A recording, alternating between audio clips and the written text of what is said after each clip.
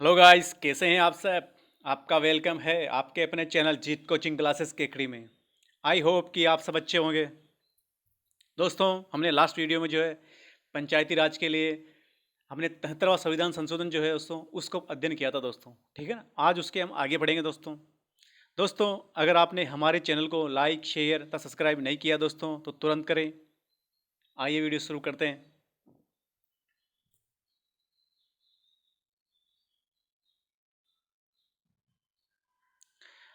आज हम दोस्तों पंचायती राज के जो कार्यकाल है उस कार्यकाल के बारे में अध्ययन करेंगे दोस्तों। दोस्तों, पंचायती राज जो संस्थाएं होती है, पंचायती राज संस्थाएं, उसका कार्यकाल जो होता है दोस्तों वो होता है 5 वर्ष का दोस्तों। कितना होता है दोस्तों? 5 वर्ष का कार्यकाल होता है प्रथम बैठक से 5 वर्ष तक।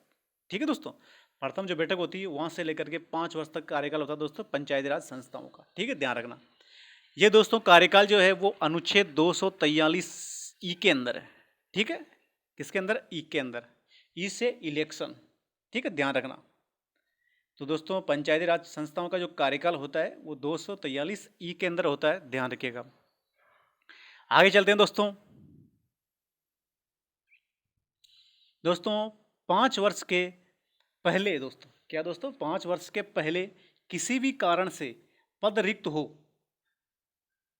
होने पर दोस्तों 6 माह के भीतर दोस्तों, अगर जो है किसी कारण से 5 वर्ष से पहले जो पद रिक्त हो गया तो 6 माह के भीतर दोस्तों चुनाव संपन्न कराना आवश्यक होता है।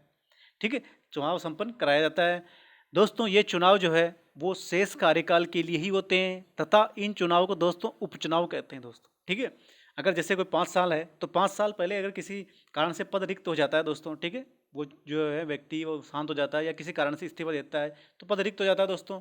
तो दोस्तों पद रिक्त होने पर जो है 6 माह के भीतर दोस्तों चुनाव संपन्न कराया जाता है दोस्तों। ठीक है, और दोस्तों ये चुनाव जो है, जो व्यक्ति था जब इस्तीफा देता है तो उसके बचा हुआ जो कार्यकाल है दोस्तों उसी के लिए चुनाव होते हैं। और दोस्तों इस चुनाव को कहते हैं उपचुनाव। ठीक है, ध्यान रखना। इस चुनाव को दोस्तों, इस उपचुनाव में उसी श्रेणी का जो है प्रतिनिधि भाग ले सकता है जिस श्रेणी के प्रतिनिधि पद खाली किया दोस्तों। अगर एसटी का है तो एसटी का ही व्यक्ति भाग ले सकता है दोस्तों, ओबीसी का है तो ओबीसी का ही व्यक्ति भाग ले सकता है दोस्तों। सीटें होती है ना, सीटें, तो उसी प्रकार भाग लेता है दोस्तों। ठीक, जिस श्रेणी का व्यक्ति पद रिक्त होता है उसी श्रेणी का व्यक्ति भाग लेता है। आगे चलते हैं दोस्तों। पंचायती राज संस्थाओं में जो आरक्षण होता है, ठीक है, पंचायती राज संस्थाओं में जो आरक्षण होता है वो अनुच्छेद 243 डी के अंदर है दोस्तों। ठीक है ना, आरक्षण कौन से में? 243 डी के अंदर, ध्यान रखना। आगे चलते हैं दोस्तों।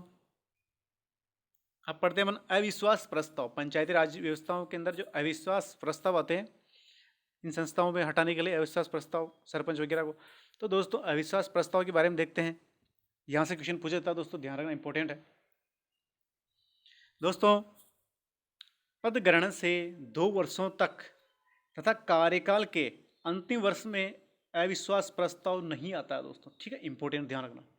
अगर जैसे कोई सरपंच का चुनाव जीत करके जो है सरपंच बनता है दोस्तों, ठीक है ना, तो पद ग्रहण करता है तो उसके 2 वर्षों तक, ग्रहण करने के 2 वर्षों तक जो है अविश्वास प्रस्ताव नहीं लाया जा सकता दोस्तों। ठीक है ना।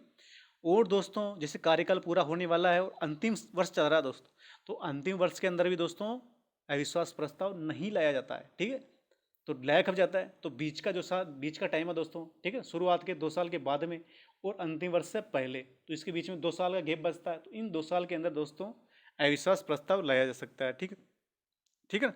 कितनी बार लाया जा सकता है? 2 साल के अंदर 3 बार लाया जा सकता है दोस्तों। दोस्तों यदि अविश्वास प्रस्ताव पारित नहीं होता है, ध्यान रखिए, तो दोस्तों भविष्य में 1 वर्ष तक अविश्वास प्रस्ताव नहीं आता है।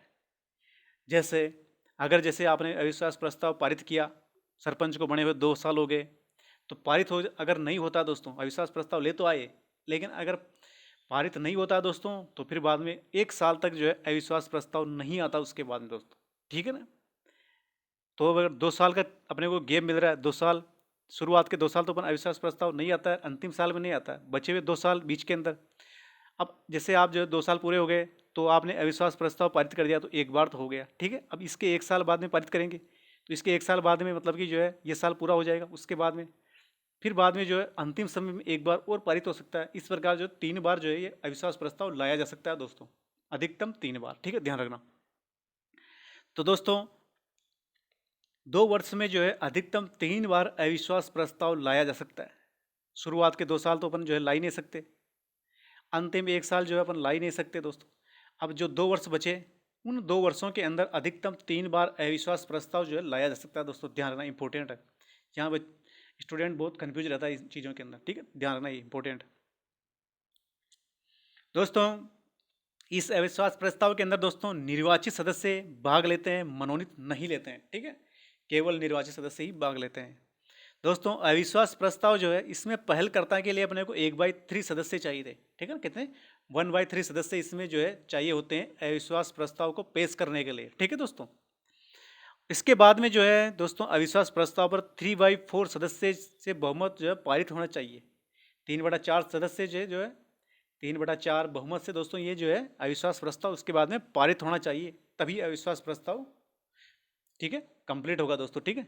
3/4 से बहुमत से पारित होना चाहिए। इसके बाद में दोस्तों अविश्वास प्रस्ताव जो है संबंधित संस्थाओं के अंदर या निकायों के अंदर सुना जाता है। ये सरपंच का जो होगा दोस्तों वो ग्राम पंचायत के अंदर सुना जाएगा, प्रधान होगा तो प्रधान का पंचायत समिति के अंदर सुना जाएगा, ठीक है। जो संबंधित संस्थाएं होती है उसके अंदर दोस्तों इनका अविश्वास प्रस्ताव दोस्तों सुना जाता है, ठीक है, ध्यान रखिएगा।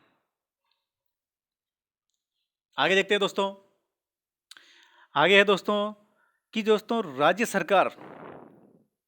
सरकार किसी प्रतिनिधि को कार्यकाल के दौरान कभी भी दोस्तों निलंबित कर सकती है। राज्य सरकार चाहे तो किसी व्यक्ति को दोस्तों निलंबित कर सकती है दोस्तों पंचायती राज के अंदर, ठीक है, ध्यान रखना इसका।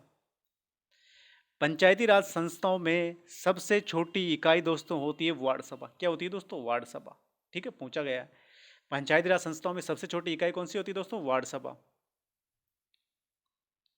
आगे चलते हैं दोस्तों आज इतना ही रखते हैं दोस्तों। वीडियो अच्छा लगे तो प्लीज़ लाइक शेयर तथा सब्सक्राइब जरूर कीजिएगा दोस्तों।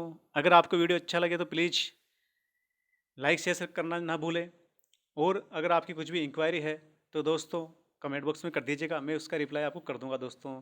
अगर आप हमारे टेलीग्राम चैनल को ज्वाइन करना चाहते हैं तो उसका लिंक वीडियो के डिस्क्रिप्शन में दे रखा है, जहाँ जाकर के आप उसे ज्वाइन कर सकते हैं दोस्तों। ओके, थैंक यू, मिलते हैं नेक्स्ट वीडियो में।